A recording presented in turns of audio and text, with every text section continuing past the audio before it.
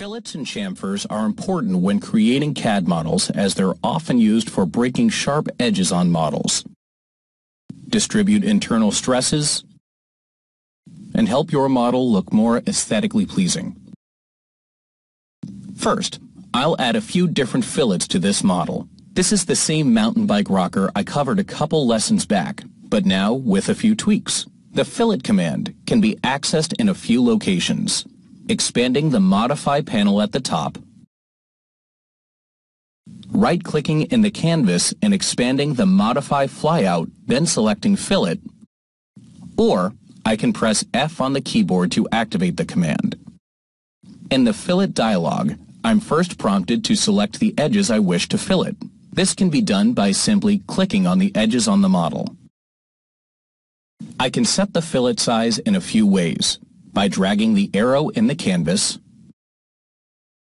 entering a numerical value in the pop-up menu, or typing the value in the dialog box. I'd like to point out that if you've accidentally left an edge out or selected the wrong edges, this can be fixed without restarting the command. Just hold down the Control key and select or deselect the edges you want filleted, or, if you're working from a Mac, hold down the Command key. Under the Edges selection, you can see a drop-down for Type. This is where the functionality of the fillet is specified. There are 3 types of fillets to choose from: constant radius, chord length, or variable radius. Constant radius holds all the fillets to a specified single continuous size. Chord length allows you to define the fillet based on the chord, or the width, of the fillet. Another way to understand the chord of a fillet is to think of it as the distance between the 2 edges at the ends of the fillet.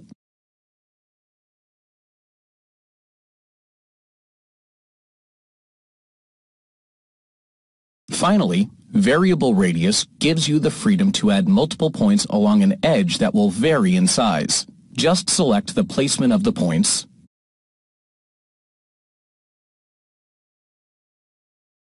enter the value for fillet size,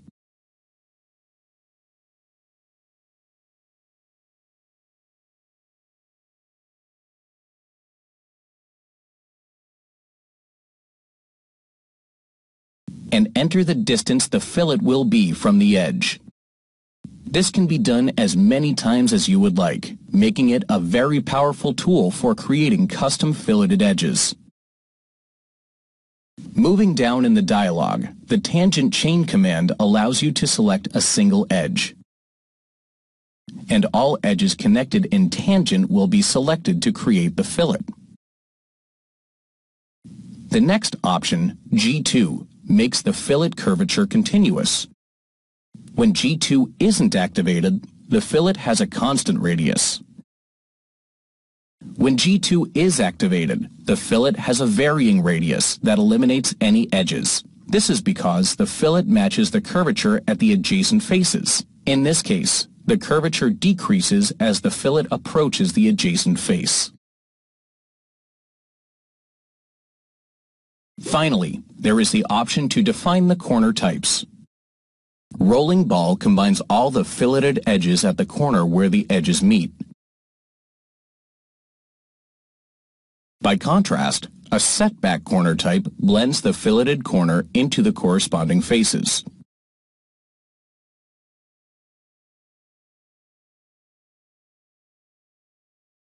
Much like fillets, chamfers are used to break sharp edges. The only physical difference between the two is that fillets round edges, while chamfers use angled faces. The chamfer command can be activated by either expanding the Modify panel in the ribbon, or by right-clicking in the canvas and expanding the Modify flyout and selecting Chamfer. Chamfers are applied in the same manner as fillets. Edges can be selected and deselected graphically by using the Control key or Command for Mac users. The tangent chain also functions in the same way by selecting all edges along a path tangent to the selected edge. Chamfer type provides a few options for how the chamfer is defined. Equal distance, by default, sets the chamfer to a 45-degree angle and allows you to set the width of the chamfer. Two distances gives you the option to set each side of the chamfer an offset distance from the corner being trimmed. And distance and angle allows you to set the angle of your chamfer and how wide you want your chamfer to be. I'm sure you're wondering when it's appropriate to use each of these features on a model. There are a few scenarios where you'd use one versus another. For instance, fillets can be used to cut internal edges of a model or to reduce high-stress concentrations along a model edge. Chamfers can be used whenever the edge of the model will be interacting with another model or component in an assembly. These features can also make a model look cleaner, reduce weight, and reduce cost of a physical part made from the model. In these cases, it is up to you to get creative and customize the model.